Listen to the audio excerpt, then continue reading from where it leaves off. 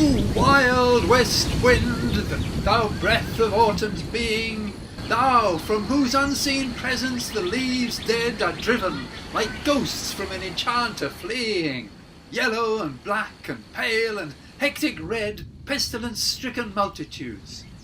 O thou, who chariotest to their dark wintry bed the winged seeds where they lie cold and low, each like a corpse within its grave, until thine azure sister of the spring shall blow her clarion o'er the dreaming earth, and fill driving sweet buds like flocks to feed in air, with living hues and odours, plain and hill.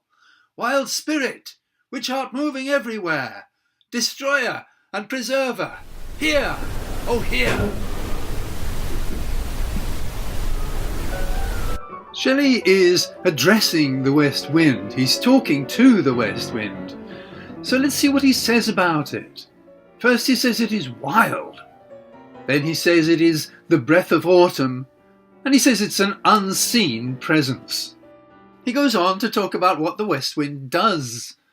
The west wind drives away the dead leaves. It chariots, that is to say, it carries the seeds to their beds, where they will wait like a corpse until the spring.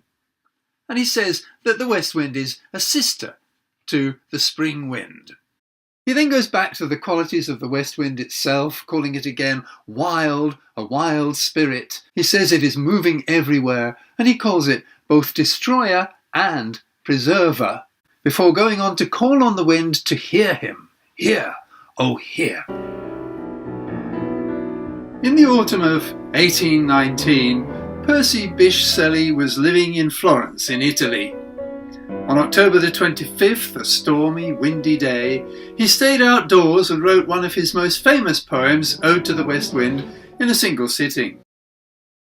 Structurally, the poem can be seen not only as an ode, but as a short sonnet cycle in 5 parts and written in terza rima.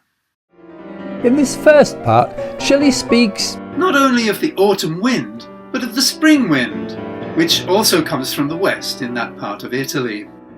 So it is that he calls the west wind both destroyer and preserver, carrying off the dead leaves in the autumn and sweeping the seeds to their resting place in the winter until the west wind of the spring wakens them into life.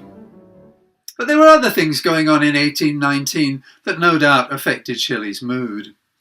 In June of that year, his son had died of a fever, the second of his children to die, his infant daughter having died the previous year.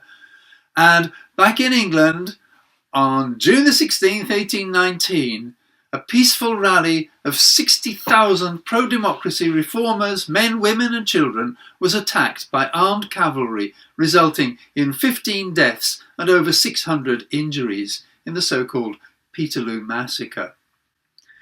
Now, these events are not mentioned specifically in this poem, though Shelley did write about them elsewhere, but the poem symbolically reflects both his personal loss and his sympathy for those who died in that massacre.